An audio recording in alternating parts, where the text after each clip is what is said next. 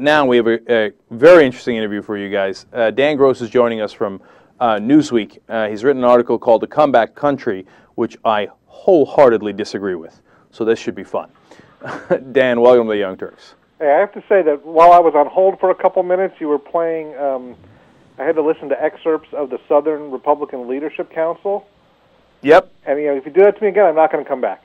Like all right. Well, that we agree with. Okay. All right, Dan, you write about our economic comeback since the collapse in 08 and 09. First, I want you to lay out the case before we get into the discussion. What gives you a sense that our comeback has been fairly profound? Okay. Well, dial back a year ago. The stock market at 6,500. The economy was shrinking at a 6% annual rate, which is nothing you and I have seen in our lifetime, losing 800,000 jobs per month. And there was this overwhelming consensus, that all these actions wouldn't work. All the stuff the Fed was doing, that the stimulus wouldn't work, that it wouldn't work. It wouldn't halt the slide, it wouldn't turn things around. And we've heard over the past year, as things began to turn around on the macroeconomic level, by which I mean GDP, instead of shrinking, is growing, exports rising. All the big picture data points we look at, aside from unemployment, start moving in the right direction. We get a chorus from left, right, and center that, okay, yeah, things are turning around, but we're not going to have economic growth. And maybe we'll have economic growth, but we're not going to have jobs. And, we're just going to be like, it's going to be like Japan. We're going to have a decade of slow growth, and the American empire is in decline. And this is a critique. The left says Obama wasn't aggressive enough with stimulus. It was too small. They're not dealing with Wall Street. The right says, government spending can't create a job. Obama's a socialist. And people in the center are fretting about, long-term issues.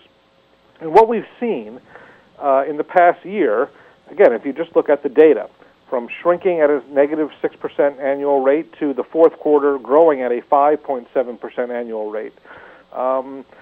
Housing sucks. It will probably suck for a long time, but industrial production up.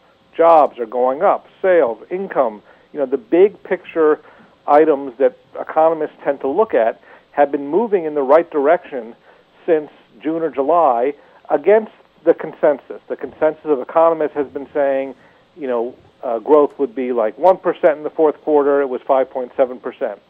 So things have there's been this big turnaround when you look at it, and again, I'm talking from the 30,000 feet level, the likes of which we really have not seen. I certainly haven't seen in my lifetime. And the question is, okay, we got here, we made this turnaround through, this extraordinary stimulus and taking interest rates to zero, all those crazy actions. What's going to get us into, back into a growth mode where we're creating jobs without extraordinary assistance? And I think that, too, is starting, I'm starting to see that develop as well. All right. So let's begin the conversation then. I don't think I'm on the left or right. Some might disagree. Okay. But I didn't think that this stimulus was too little. I thought he did the best he could. And I certainly didn't think, oh, no, it's not going to work. It'll never create a single job. No, of course. You put a certain amount of money into the economy, you're going to get a certain result. That result can vary, but it's going to be within certain parameters. So I'm not subscribing to either one of those particular theories.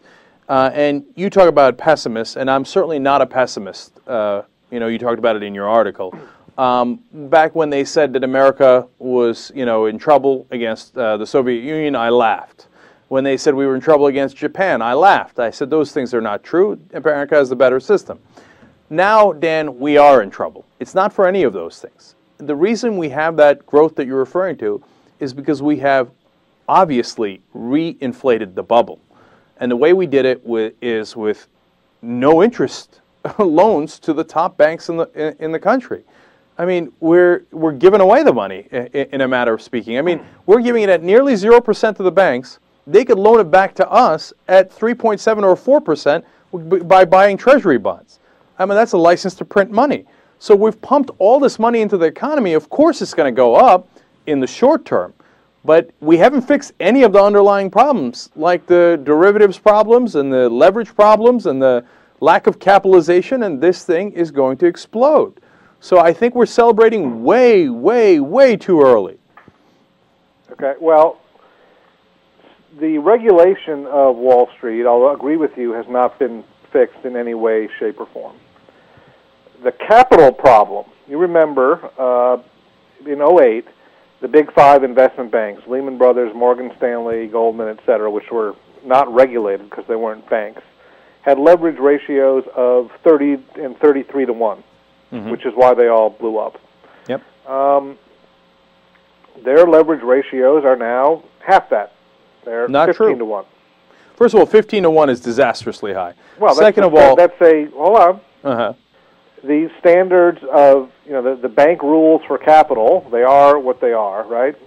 Most banks are at 7-8% equity. That is what is suggested by law and regulators. The collective leverage in the financial system, and by this I mean the investment banks, but also your neighborhood bank, your community bank, has gone significantly down in part because the countrywide financials of the world disappeared. Right? These were these insanely leveraged companies that were unsustainable. Banks, since the stress tests last May, have raised $140 billion in equity. They've diluted their own shareholders, which is what is supposed to happen before you go to the government. We did it a little backwards. They've taken that capital and used that to replace the capital that we put in. I'm not defending, that we had to put a penny in and that we had to have these reactions that we did, which include taking interest rates to zero, which hurt savers, was a debacle of the first order. Any penny was too much. That happened. The question is, A, are the policies that were enacted getting us over this bridge so that it doesn't deteriorate further? And B, can we identify things going on, whether it's public sector policy, and in my article I talk about how, we used to have, we don't like to think that we have industrial policy in this country, but for years our industrial policy was basically subsidize housing and Wall Street and let that finance consumption and employment. We're moving away from that and towards what I think is a smaller bore industrial policy that revolves around efficiency and alternative energy and electric cars and all that stuff, which is a hell of a lot better and more sustainable and more useful economically in the long term than what we did in the past. Dan, I want to cut you off there. The reason is because I don't disagree with you on that part. I think, I don't have a problem with our industrial base, and a lot of people do, right? And I don't have a problem with our, the way our economy is going outside of the banks. I think the real problem is the banks. So let's focus on that. Now, you said a lot of things I have to address. One, in 2004, they changed the leverage requirements, the SEC did. Before, it was 12 to 1. So for investment banks and brokerage firms. That's right. So now we're at 15 to 1, but that's only voluntary. There's nothing in law that says they can't go back to 30 to 1 or 60 to 1. Well, those Morgan Stanley and Goldman, which are the remaining investment banks, remember, part of what happened during September '08 was that they turned into bank holding companies so they could get the Federal Reserve's money. So they are subject to the regulation and capital requirements that exist, for. And Dan, correct me if I'm wrong. My understanding is that there are no such requirements. That there is no leverage ratios. Tim Geithner goes ballistic if you mention leverage. He says, no, we shouldn't have that in the financial reform bill at all.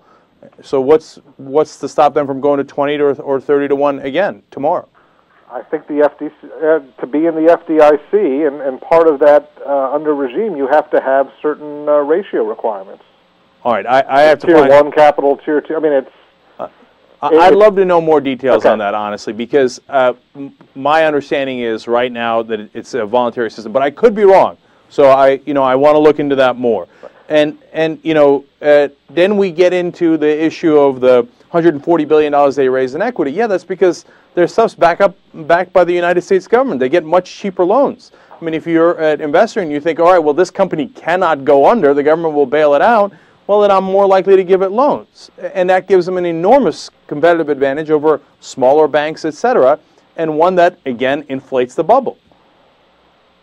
Well, all banks, I mean, we have reserve banking, right? You can borrow from the Fed. Right.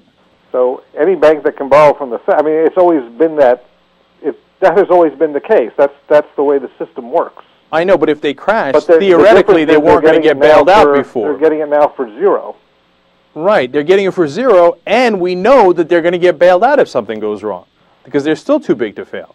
So that'll, so, I mean, again, we're inflating and inflating and inflating, and what are we doing about derivatives? I mean, and that's the connects into the leverage thing, because they're off the books. The derivatives are the custom derivatives, the naked credit default swaps are off the books. And so we don't have any idea what the leverage or the capitalization on those are. Okay. So if why is that a threat to, I mean, just give you an example. Since April, exports, the rest of the economy outside the U.S. has been growing pretty rapidly. I talked to someone at Boeing. They have a $250 billion backlog of orders, 92% of which are from airlines outside the U.S. Because if you've flown, you know that American airlines, U.S. airlines have very old planes that they don't need to expand, and then the rest of the world, they all have brand new planes. So those are all, in Boeing's exports alone, there's a consulting firm that tracks GDP in real time, if they complete 60 planes one quarter instead of 45, that has a measurable impact on gross domestic product because, a plane costs a couple $100 million. So a lot of companies that have nothing to do with finance and nothing to do with banking are doing, they're not doing as well as they were in 07 or 08, but they have been growing from the bottom that they reached in March and April of 09. Dan, I don't disagree. Very little to do. I don't disagree with that. No, I don't disagree with that premise at all. But here's how banking affects everything, as we know from the last collapse, which is that when they collapse, and I think that if they do these derivatives off the books, we have no idea what kind of risk they're taking, and they're making a tremendous amount of money. That's where most of their profits come from. At some point, you're going to make a gamble that doesn't work out. And when that happens, you're going to fold. And when you fold, everything else folds. And then Boeing can't get any more money because so much of what all of the U.S. companies do depends on short-term loans from the companies. And then we're going to have to bail them out, and we don't have any money left. So that's why I always go back to the derivatives, because so put me in the camp of definitely pessimist, and and we'll see if I'm right or wrong, and I hope to God I'm wrong, and I hope you're right. I mean, I don't know whether it's cynicism or, I've been covering Wall Street and politics for almost 20 years now, which makes me old. Generally, no matter who is in charge or no matter what the conditions, Wall Street has generally got the regulation it wanted. And so I take it as the sort of my baseline scenario is that things as pertains to finance won't be fixed how we want them. And that if they are fixed how we want them, that they'll find a way to get around it. Yeah. And to me, the answer is you tax these people in advance to fund their own recklessness. In other words, the FDIC, levies deposit insurance, and so when the banks fail, that's what they pay it out of. And so they should, and, that fund, of course, has been depleted. So the response to me is you charge a higher fee, and you assess a higher fee if you have, the bigger the bank gets, the higher deposits they pay because their ability to swamp the whole fund is greater. The Volcker tax, which is this idea of taxing, proprietary trading, good idea. At the SEC, every time a stock is traded, there's a little fee that goes. It's supposed to fund the SEC. Congress takes the money and then appropriates it back. The SEC should keep its own funds and be financially independent. They're talking about having them sort of establish a bailout fund in advance. All those are actually, I think, very good ideas.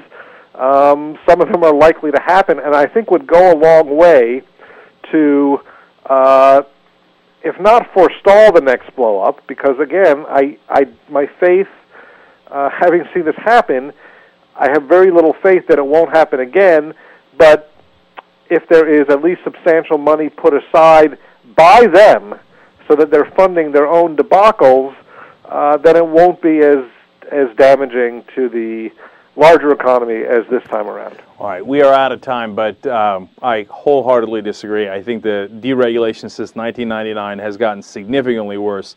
America's had a history of presidents who fought back against things like this, Teddy Roosevelt, FDR, etc., and protected the American consumer. We don't have that anymore. The government is totally bought off by the bankers, and the crisis since '99 have gotten worse and worse and worse. And the next one, I am afraid we're not going to recover very easily from. But we're going to find out. That's the great thing about the future. It's coming, one way or another. Dan Gross from Newsweek. The article is The Comeback Country. Thanks so much for joining us, as always, Dan. Really interesting conversation. Anytime. Watch the live show at theyoungturks.com.